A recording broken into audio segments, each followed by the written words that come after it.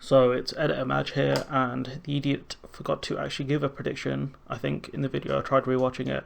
So my prediction is a hung parliament, and I'll give you the reason now. I think that I think despite the given the how high the vote share is for predicted for the Conservative Party, I don't think he'll win certain seats, and I think that he's at risk at losing certain seats to independents.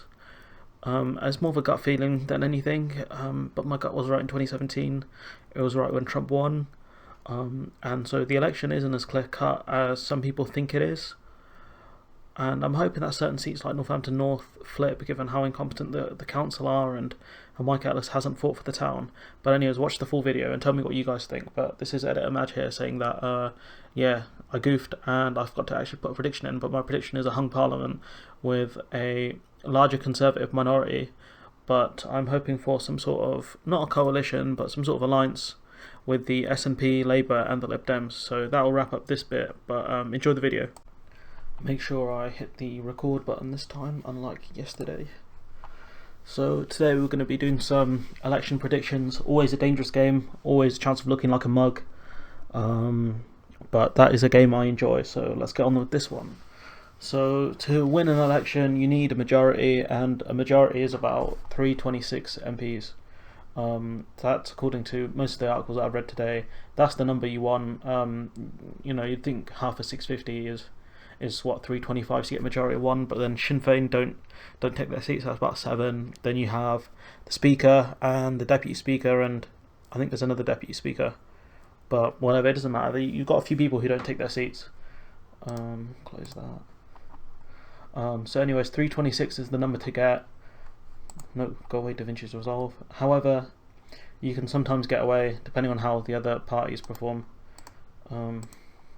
So it depends. But anyways, so let's say 326 is the magic number.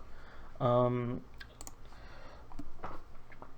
we know general polling does have issues. So if we jump to this one here, Conservatives are predicted to win between 39 and 47%. So that's a big range. That's almost 10. It's 8 points. That's a big margin there. The difference between 39 and obviously 47, depending on where they get the votes, that's the important thing. That will decide on how the election plays out. So Labour predicted between 29 and 37%. The Lib Dems, they're 9-17. SNP, because they're obviously only in Scotland. The Brexit Party 0 and 7, which is crazy considering where they were. They were polling above the Lib Dems at one point into the low 20s. So they polled higher than the Lib Dems did since February, and yeah, look at that, that's embarrassing. That's so funny. UKIP, obviously that's Change UK or whatever they're called now, TIG, I have no idea. Plaid Cymru, they obviously have a star because they're only based in Wales, and so obviously the vote share doesn't always result in how many seats you win. That's important. So if we look at this is the prediction of how the seats are going to pan out, basically. And so we can see up here is a lot of change to the SNP in Scotland, which I think they'll be taking some Labour seats, some Conservative seats, but there's some blue there. I wish they did two pictures or two maps, so then we could see who's taking it from who. Maybe that's something YouGov can bear in mind next time. So yeah, that's something. So we can see a bit of Labour red down in London, but the Conservatives winning really vast areas from Labour, which is scary depending on which side you vote on. But that's based on the vote share that they get. The margin of error, 95% probability of outcome will be between these two figures. So vote share between 31 and 36, and we've got 40 and 45. So if we go back to this, their margin of error is a lot tighter than the one here, because this is an average of poll. So you can see there's the lowest point of Labour support, so I'm guessing that'll be that's not the 29. That's interesting. But up here we have the 37s. I wish they added a 5 here so it's a bit clearer, but It's me being a nitpick, seeing as I didn't make this graph. I can't really complain too much. Graphs are always easier to read. But anyways, it's not looking promising for Labour or the other parties, in fairness. Because if we go back off the full screen here, what can we see? The most likely outcome. So they're predicting the Brexit Party will win 3 seats from Labour, but I've got a feeling that might not happen. Purely because historically UKIP, who are basically the Brexit Party are the new UKIP, it's less openly racist, let's put it that way. They struggled to win seats. They only won, I think, 1 or 2, and that was only because Carswell quit from the Conservative Party to join UKIP, and then I think he quit UKIP again because he had some sort of disagreement with them. So yeah, I mean the Brexit Party's run a bit better, but even Farage has never won a seat. He got less votes than Flipper the Dolphin, which is like a joke character, like Lord Buckethead, who is sadly gone because of the land of copyright. But I digress. So these are the predictions here. So these are the seats that they could win. So 206 and 256. So if we look back again here, what they're predicting is there's no chance for a Labour majority. So they're saying the most they'll win is 256, but there is a low chance of no Conservative majority, because even it says here, like all prediction models, they're saying that there's a mid chance, 339, so they'll get a decent majority, the Conservative Party. But they also add the caveat of, like all predictions, our models come with uncertainty, and the margin of error could put the final number of Conservatives between 311 and 367. That's a massive margin of error. That is huge. And so this means that we absolutely cannot rule out a hung parliament, nor can we rule out a larger Conservative majority than they have now, which isn't too hard because they don't have a majority, because Johnson screwed it up because he dropped the iron fist. So this is further from that successfully predicted a hung parliament and showed surprise results in Kensington and Canterbury. It works by modelling relations between respondent demographics and their vote. So they have some sort of model here. It worked in 2017, which a lot of people thought would be a Conservative majority. I thought it'd be a hung parliament because Theresa May is one of the worst campaigners I've ever seen. Probably the worst campaigner since Hillary Clinton, to be honest. Which isn't a big gap, but those two were so bad. And Hillary Clinton was a lot better, I think, than Theresa May, because Theresa May she just couldn't interact with people. Like, she couldn't understand human beings. It's so strange. So anyways, what we can see here is a chance of, I think, a decent chance of a hung parliament, but also a decent chance of a Tory majority. But the polls aren't always right. So they might have got, this model might have worked the last time, but if we go back to 2015, this is the polls from 2015 election where Conservatives got a surprise win. And so you see UKIP polling at 12%, the Lib Dems here very low on 9%, and the Green Party on 4.8%, which I think is quite high for them generally, especially if we look back now. Where's it gone? So the Green Party are at around 3 to 7. I mean 0 to 7. So I suppose they weren't doing that bad back then.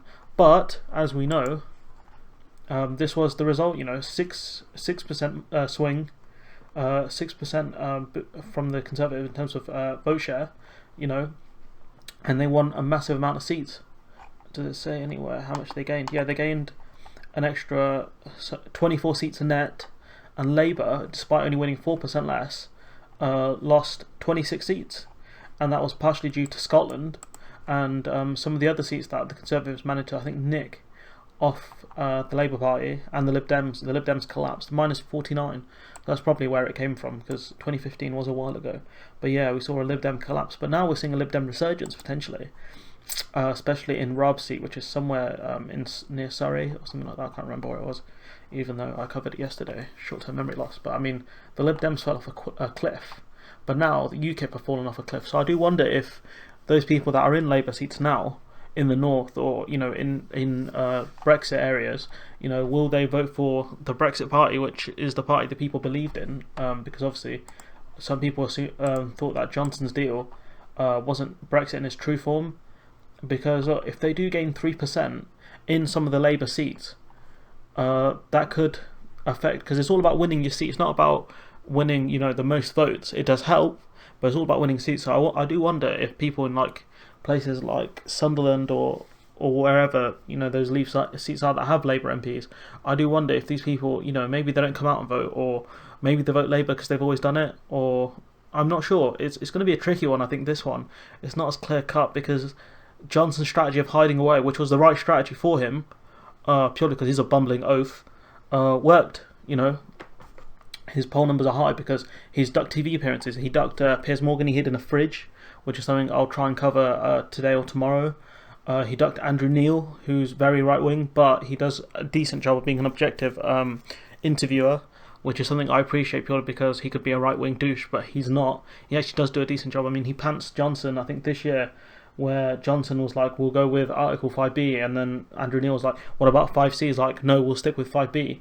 But then he said, 5C elaborates on 5B, which was hilarious. So, yeah, he's clearly a coward, and he's gonna have to stick up to Trump in this US trade deal and other dictators and people like that. And he hasn't done a good job.